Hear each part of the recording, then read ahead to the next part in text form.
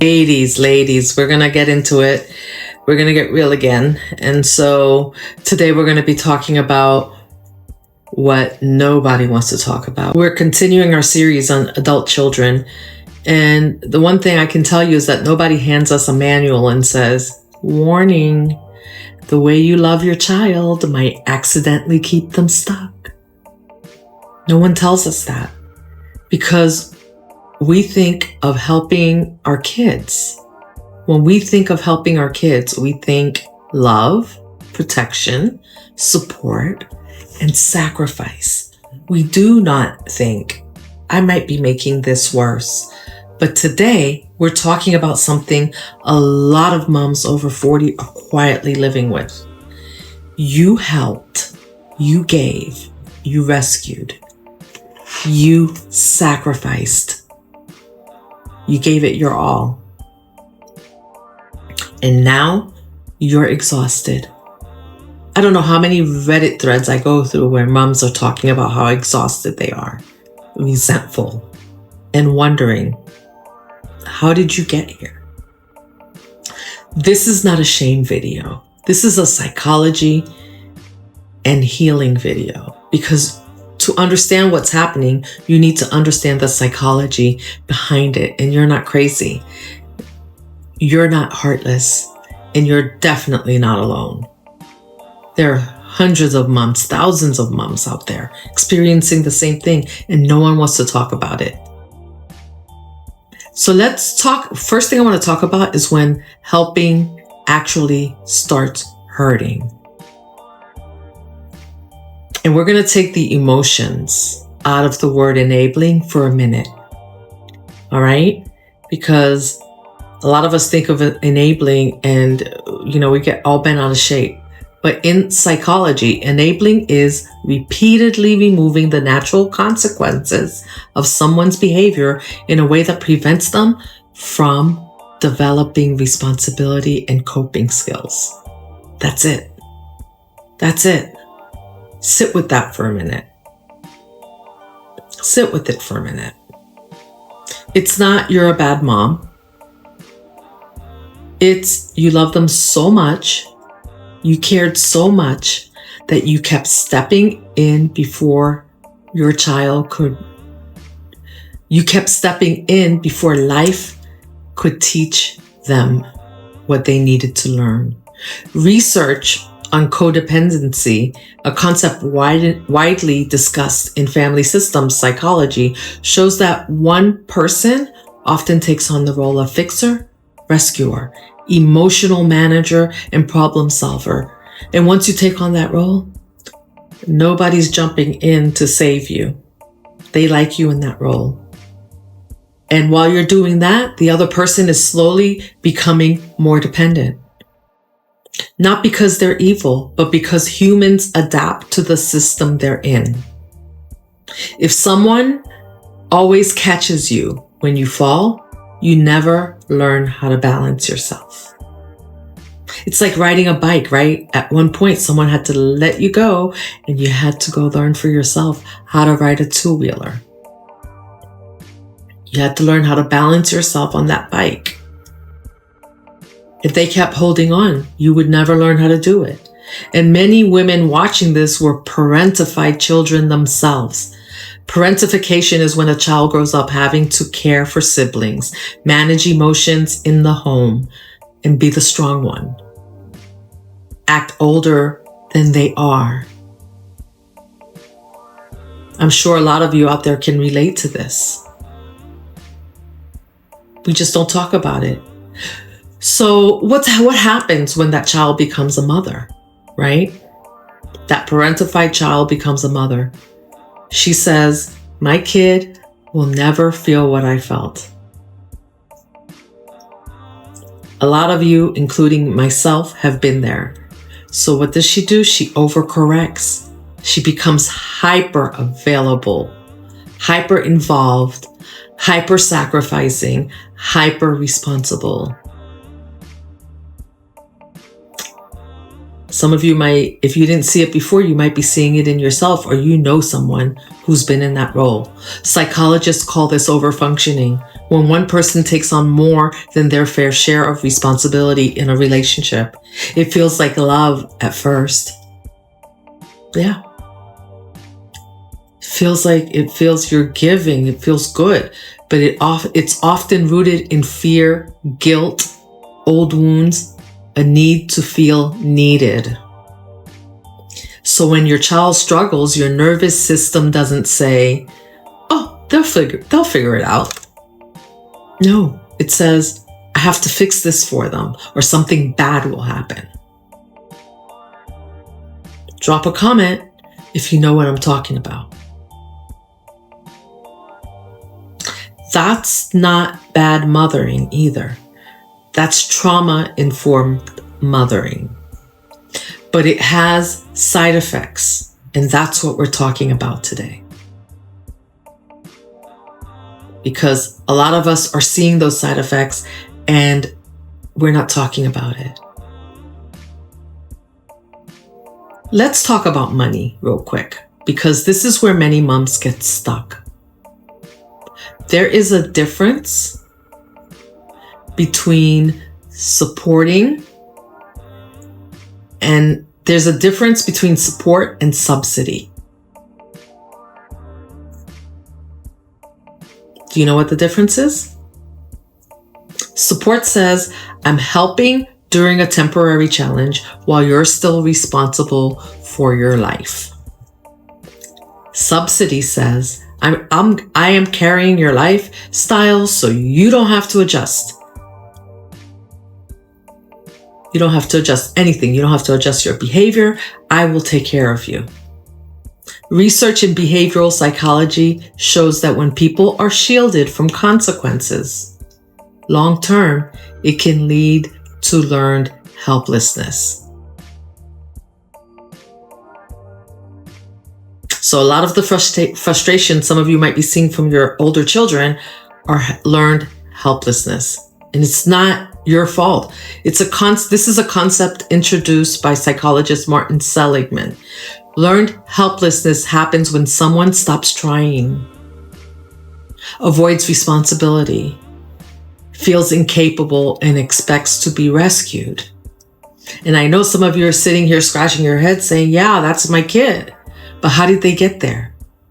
It's not because they're lazy by nature. It's because they never had to fully experience the outcome of their choices. Because some of you stepped in and prevented them from experiencing those consequences. So when moms pay rent over and over, cover debts repeatedly, fix legal messes, bail out crisis after crisis, the children's brain learns, "Mom will catch me." But mom's nervous system learns, "I'm drowning."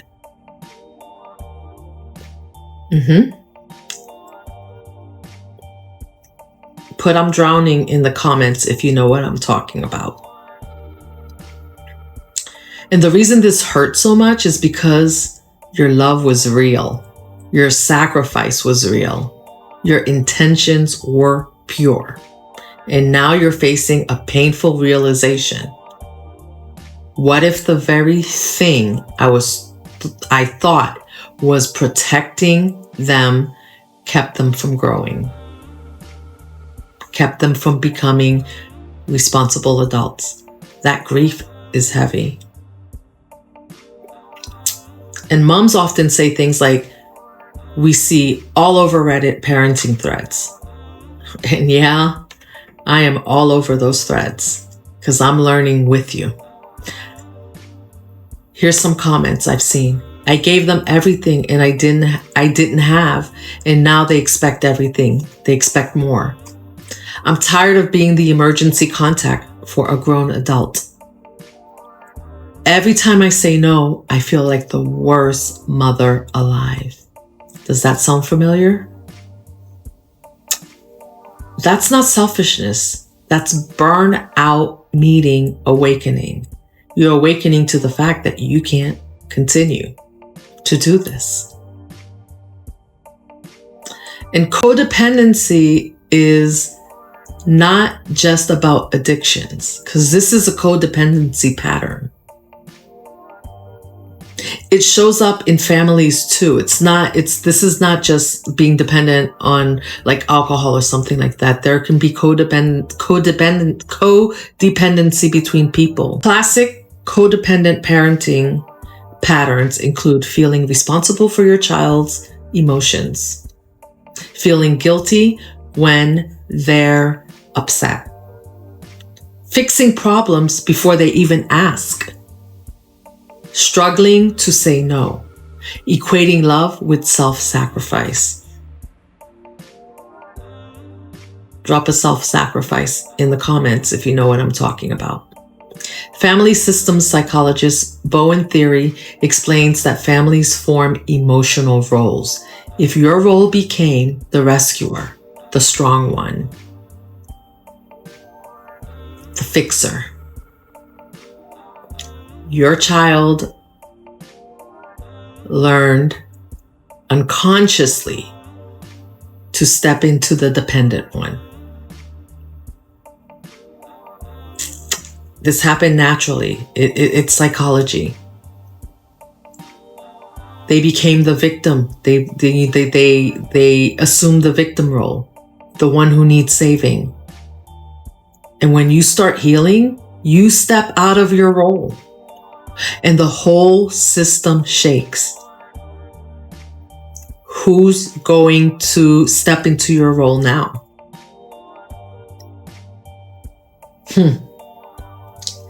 Let's make this practical. When you give support encourages independence, allows discomfort, and offers guidance, not a takeover of someone else's life. It says, I believe you can handle this.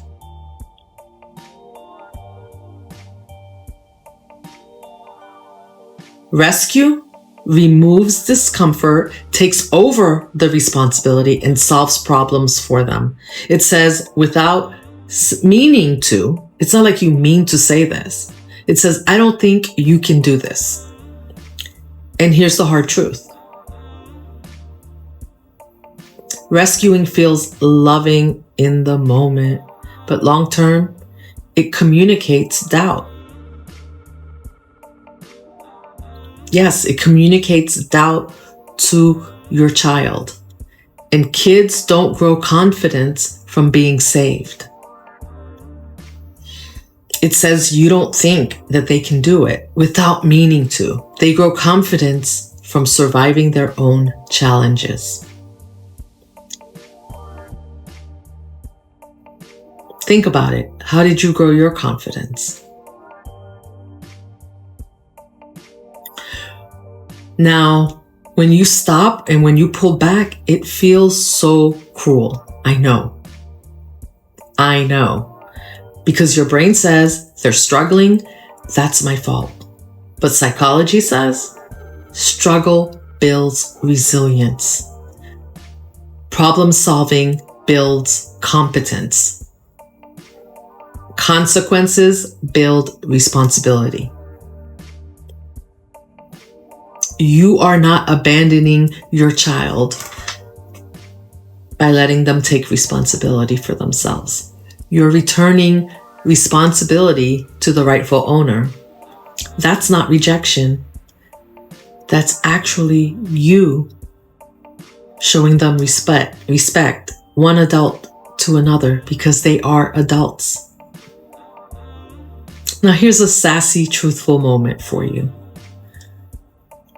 You were not doing too much because you were trying to control.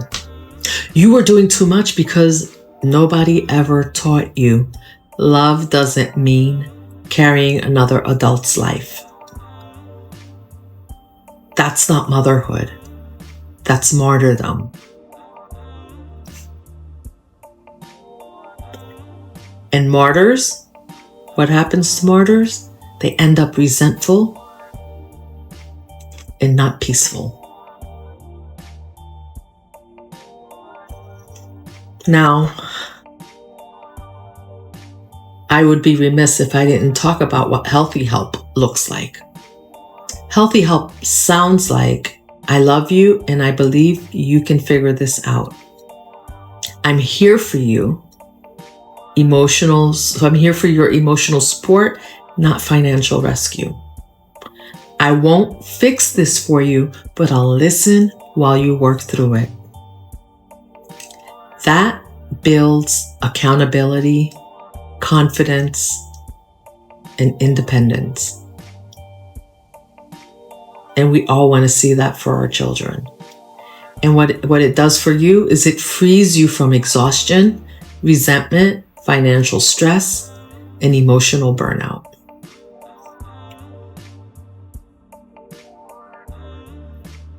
And I'm sure many of you are looking forward to that. If this video made your stomach drop a little, that's not shame, that's awareness. And awareness is where change begins. You didn't ruin your child. You loved them the best way you knew how, before you even understood that love also needs boundaries.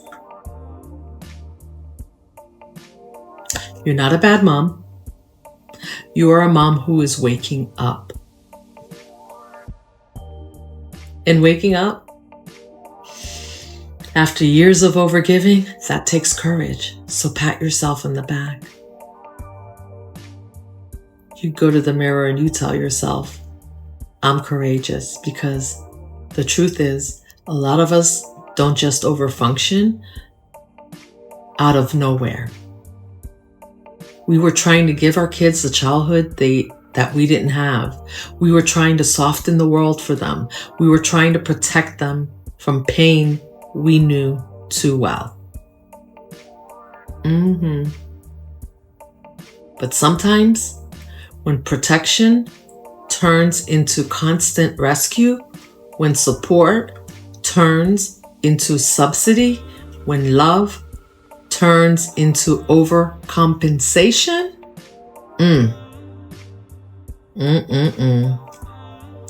kids don't learn resilience. They learn expectation. And in the next video, we're diving into something that might feel uncomfortable, but is incredibly freeing. Why some adult children feel entitled. And it's not just bad parenting. Because this isn't just about you. It's about culture. It's about generational patterns. It's about the world they grew up in. And understanding that part helps you drop the shame and start making changes from clarity instead of guilt. There's no reason for guilt. There's no guilt here. We're just growing together. And before you go, tell me in the comments, what's one way you tried to give your kids a better childhood than you had? Not to blame yourself, but to understand the love that shaped your choices.